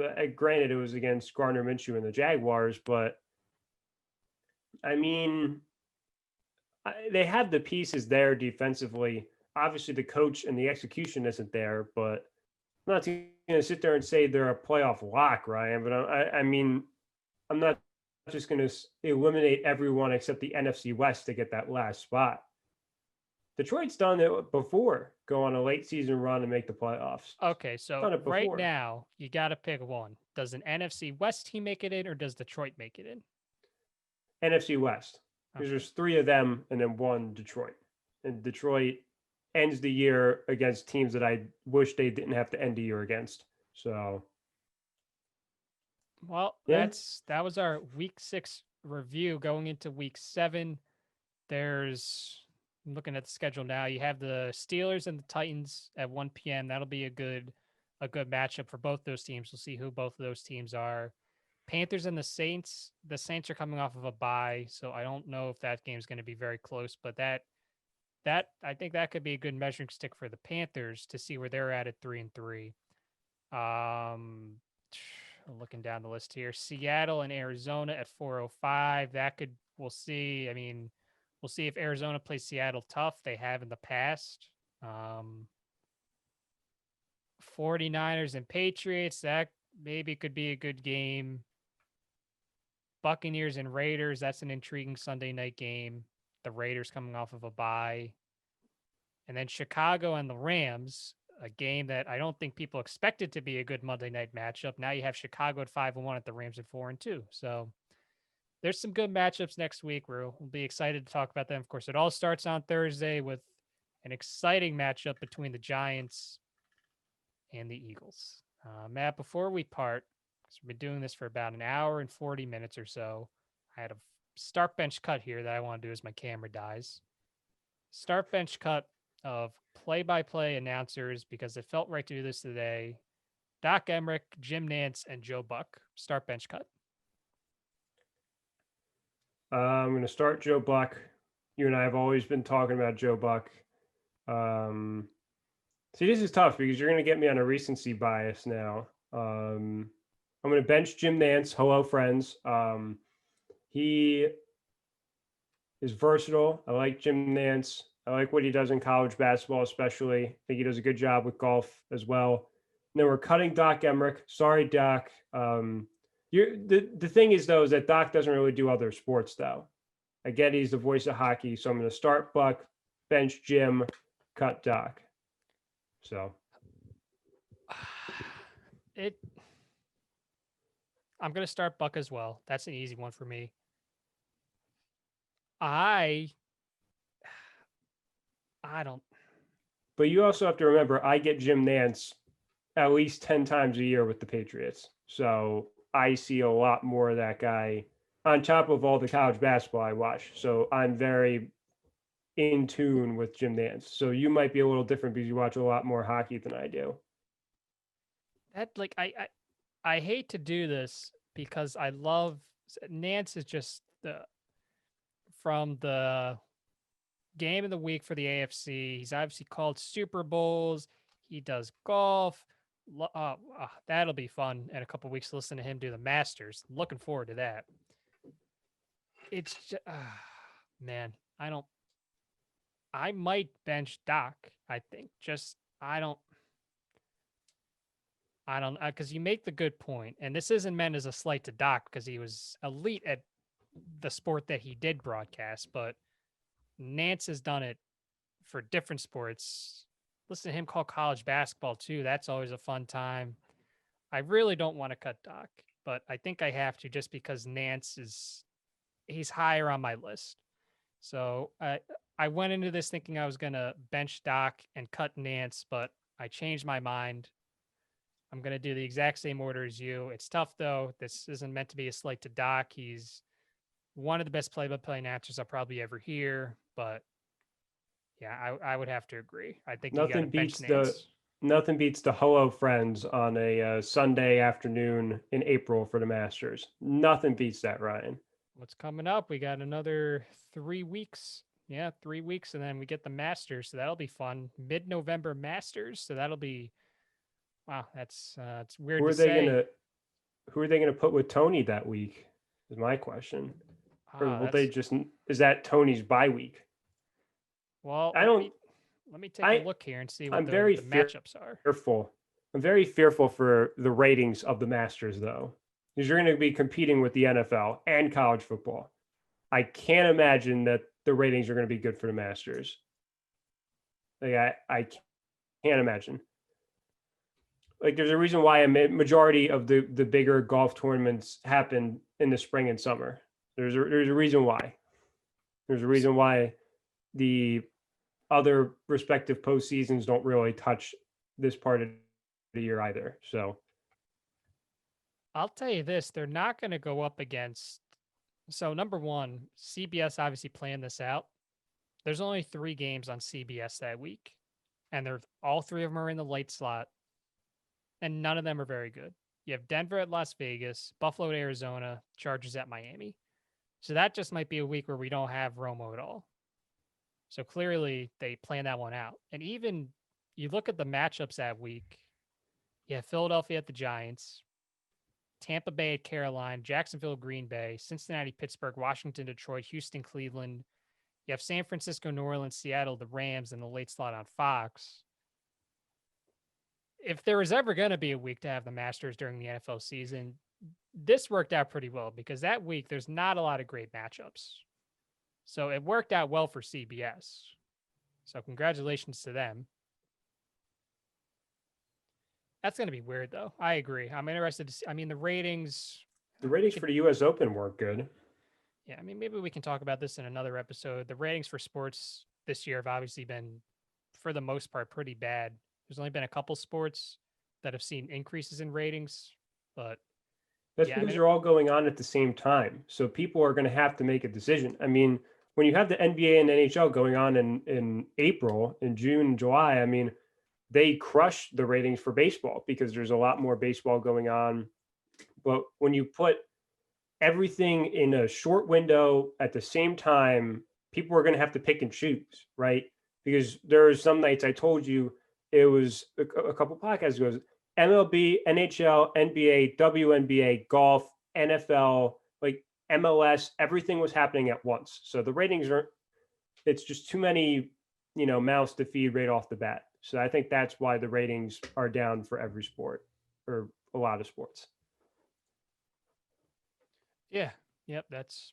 Because I'm not one, like we're not like a Buffalo Wild Wings and have like 10 TVs playing everything, right? You're going to have to start picking and choosing or flipping furiously through. I mean, so I think that's the reason for it. I don't think it's like, oh, the ratings are down for this particular sport, which I don't like that argument to begin with. Because I think hopefully people are taking that other time with the ratings are down and watching the news and educating themselves on a virus, but clearly a lot of people don't do that. So I think it's more prevalent of just too much going on at once. So, and college football too. So the entire month of September, literally every single sport we have was going on. Well, I think that's a great way to end this podcast. Maybe we'll go into a deeper dive about the ratings in a future episode. Also, hopefully, in a future episode, we'll have that guest that we keep talking about. Still waiting on It's a that hint person. with the quarter zip that I'm wearing. The color is a hint at what that person does kind of. You got to think about it for a second. You know, red blank. He's works for the red blank. Yeah, so we're hopefully we'll get him before the end of 2020. We'll see. But thank you for listening to Best Available Podcast. We'll catch you guys again next week.